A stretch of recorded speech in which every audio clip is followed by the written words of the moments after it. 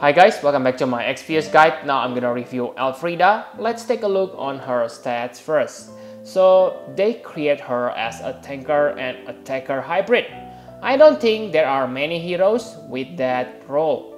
I only can think of Gladiolus, and because she also has Vanguard-like ability, I use Cloud as the third comparison. So as a tanker and attacker hybrid, her base stats is not good. Like you can see, the health is even lower than Cloud, who is a pure attacker. Her attack is also terrible. Like you can see, only about 130. Her defense and spirit also average. So basically she has terrible stats. What about her passive? She get pathetic attack plus 30% like Cloud. But Cloud's Vanguard really fixed that weakness on him.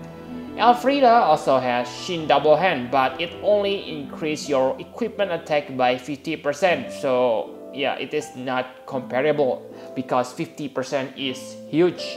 And like you can guess, because of Shin Double Hand, she cannot equip shield. That's a big deal because she is a tanker. Luckily, her defense and spirit boosts are good. She can get 50% defense and spirit boost.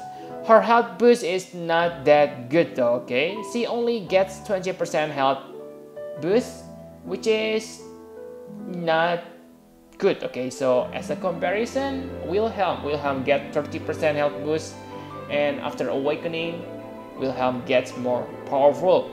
But 20% is about the same like Warrior of Light, who is 4 stars, so definitely not good for 5 stars hero like Elfreeda. For ailment resist, she resists against confused and paralyzed. Usually 5 stars character has 4 ailments resist, but yeah, let's just deal with it, okay?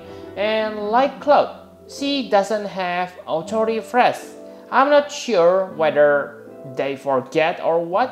First Cloud and now her is no auto refresh become trends now, okay? So she has many counter attack, okay? The first counter will imperil enemy as resist by 60%. The chance is only 40%, so seriously you cannot rely on this one. Also, almost all good ice attackers like Evia able to imperil ice element by themselves. So I think this one is kinda useless, okay? The second counter, it deals 0.8 times physical damage to all enemies. I believe you guys agree with me that the damage is bad, right? Now, not only that, okay, it only works against physical attack, and the chance is only 30%. So yeah, good luck.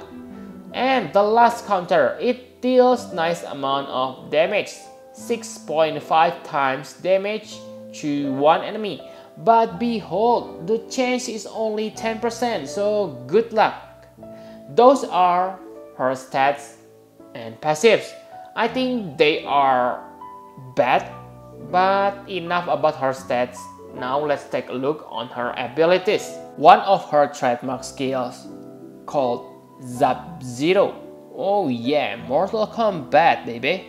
So these basically are dispel skills with additional effect, but the effect is not that useful, okay? So when you dispel enemies buff, you also remove the stats break, right? This one will fix that effect a little bit, okay? But I think it's kinda unpractical. First, because it can only break one stats against powerful enemies, this is hardly useful because you need both attack and magic break on them. So by breaking only one stat, either attack or magic, you still need other character to break the other stats, which is yeah, kinda useless, okay? Because if you use, for example, Warrior of Light, his arms eraser break both attack and magic, so those Sub-Zero blade and magic are kinda useless because yeah, you will break using arms eraser anyway. For Sub-Zero heart and shield, they are nice, but in my opinion, defense and spirit are not that important. So I think this skill is pure gimmick, okay? I don't know what the developer think. Can't they make one skill called Sub-Zero Blast or something, okay? Which will dispel all good stats but leave the break stage intact on the enemy.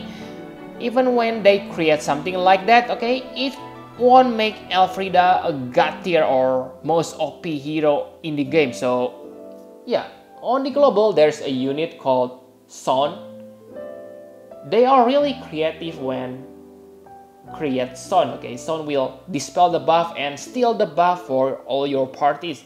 But on this Elfreeda, okay, I don't think it is useful, okay?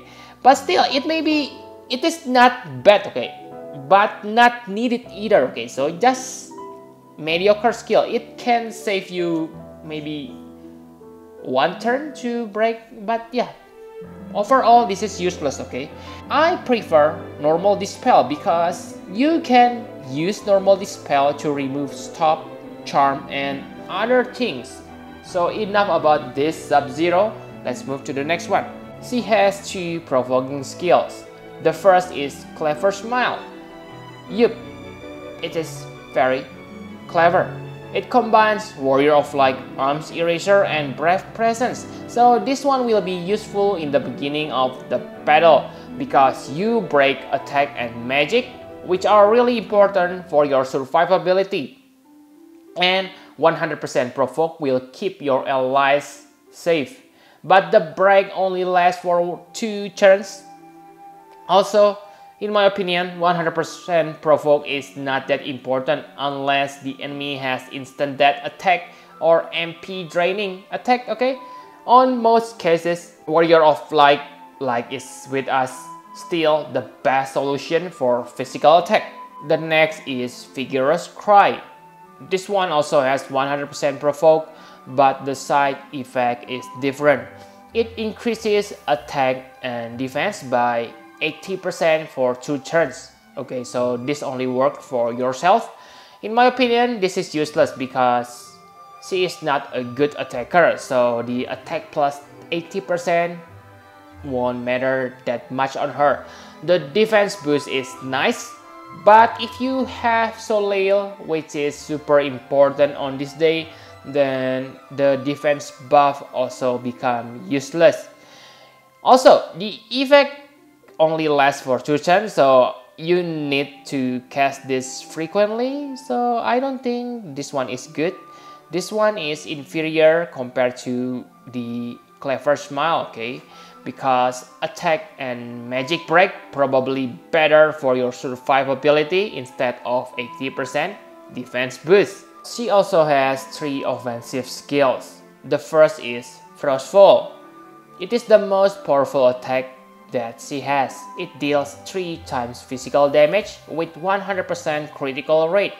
So basically it deals 4.5 times damage. This also imperil enemy ice resist by 50%. This is why I said her 60% imperil is kinda useless because this one only 10% lower and more reliable. You can add ice element to your own attack using Frozen Blade, but I think that's kinda unnecessary, okay? Because her damage output is not that great. For AoE, you can use Icicle Storm. It deals 2 times ice damage to all enemies, so because of that fixed ice element, you cannot use this when you find the enemy which resists against ice element. Her LB is very bad in my opinion, okay? It deals mediocre damage. You cannot use it as a finisher or a chaining, okay? It has 20 hits, but my question is, who's able to chain with her? Also, it deals ice damage, which is not that flexible. I wish they add 100% ice in peril like they did on Titus. But yeah, what happens, okay? No need to bother with this LB, okay? Save your burst pot for others. So those are all her abilities.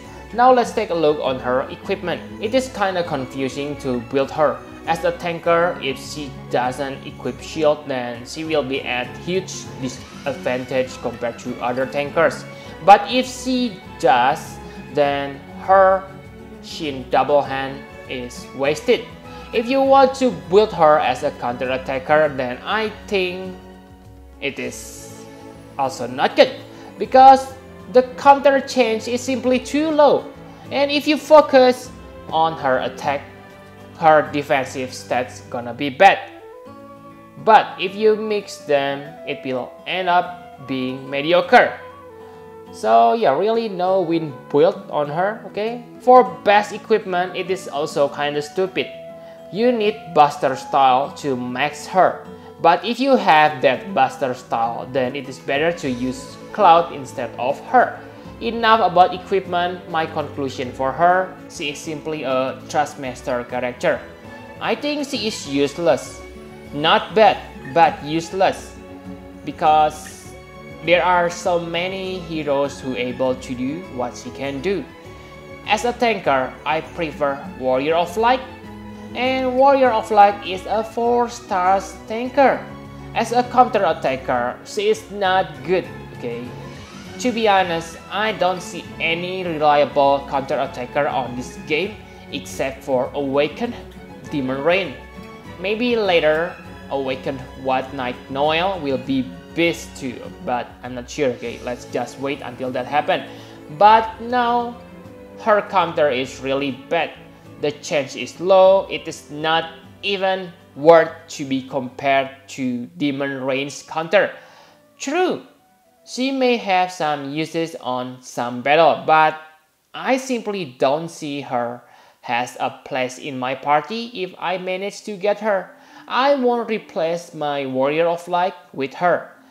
Her Trustmaster reward is very good for double hand builds.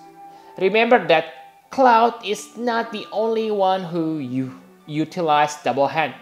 Characters like Olive and Flame Veritas able to take the full advantage of this martial glove, especially if your Fire Veritas use fixed dice. For double hand characters, her Trustmaster reward is kinda like Genji gloves for normal character, priceless and must have. My score for her is Zap 0 out of 10. Actually, I'm just kidding, okay? She's not that bad. In my eyes, she only 6 to 7, okay? But her Trustmaster reward score is over 9,000 for those double hand users. So no need to be sad if you don't get Cloud, but you get her because maybe later in the future you will get another double hand character and you already have martial glove ready for that character. So yep, I think that's all you need to know about Elfreeda. Thank you very much for watching. Please hit the like button and subscribe to my channel for more Final Fantasy Brave Exvius guide. Bye bye guys.